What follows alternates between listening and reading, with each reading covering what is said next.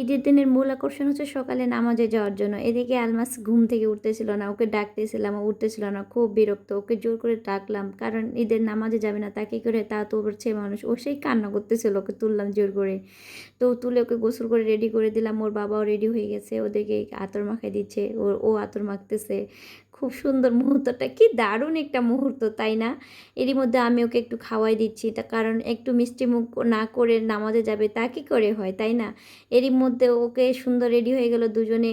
এদিকে ওর বাবা ওকে ঈদের সালামি দিল। কত টাকা দিয়েছে দেখি? ও মা, ১,০০০ টাকা ওকে ঈদের সালামি দিয়েছে। সে তো মহা খুশি, আমাকে দেবে না।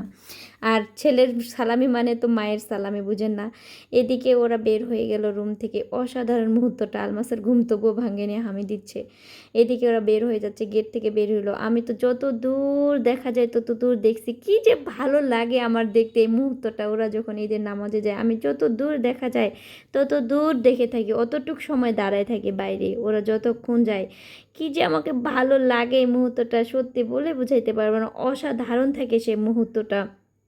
ওরা চলে গেল, আর দেখা যাচ্ছে না। এই যে এটুকুই ছিল ওদের দেখার, চলে গেল। এর মধ্যে আমি বাসায় যাই, টুকটাক কাজ সারতেছি, অনেক কাজ। এর মধ্যে ওরা নামাজ থেকে চলে আসলো। ওরা আসে, ওরা কোলাকুলি করতেছে। কি দারুণ, দেখেন দেখেন কি দারুণ না মুহূর্তটা।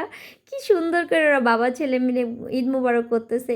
আমি তো জাস্ট মানে ভাবতে আমার কি ভালো লাগতেছে, দেখতে ভালো লাগতেছে, অসাধারণ লাগতেছে। খুব খুব ভালো লাগে এদের মুহূর্তটা। আলমাজের দিকে বলতেছে, দেখো দেখো তোমার জন্য কি নিয়ে আসছে, সারপ্রাইজ।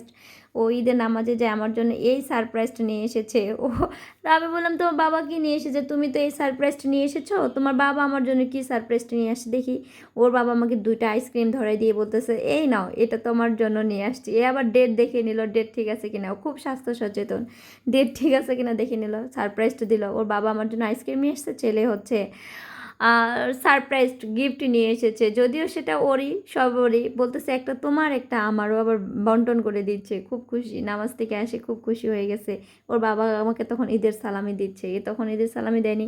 আমি মানে এটা তখন বললো, না পুরো পুরো টাকাটা তোমার, পুরো মানিব্যাগ আমাকে দিয়ে দিছে, যে দেখো এর ভিতরে যা আছে সব তোমার। আমি বলছি তাহলে খুলে দিই, কেটে পরে নেও, পরে খুলে দেখিও। এই আমাকে ঈদের সালামি দিয়েছে। ঈদের সালামি পাওয়াটা অনেক অনেক ভালো লাগে। ঈদের সালামি আসলে খুব ভালো লাগে নিতে, নিতে অনেক ভালো লাগে, অনেক অনেক। তো আমার কাজ শেষে বিকালের দিকে আমরা ঘুরতে গেছি। বিকালে ঘুরতে যাওয়ার মুহূর্তটা অসাধারণ ছিল। যদি বলেন তাহলে বিকালে ঘুরতে যাওয়ার অসাধারণ মুহূর্তগুলো আমি আপনাদের মাঝে তুলে ধরবো। এই ছিল আমার ঈদের পুরোটা দিনের সুন্দর একটা মুহূর্ত গেছে। ঈদের পুরো দিনটা ব্যস্ততা গেছে, ব্যস্ততার মাঝেও একটা সুন্দর মুহূর্ত কাটিয়েছি।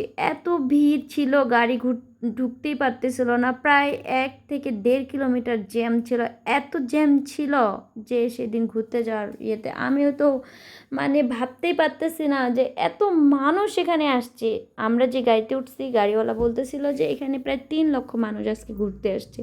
ভাবা যায় কত মানুষ ঘুরতে গেছে। বাসা থেকে বুঝতে পারিনি যে ঈদের এত আনন্দ, বাইরে না গেলে বোঝা যেত না ঈদের এত আনন্দ।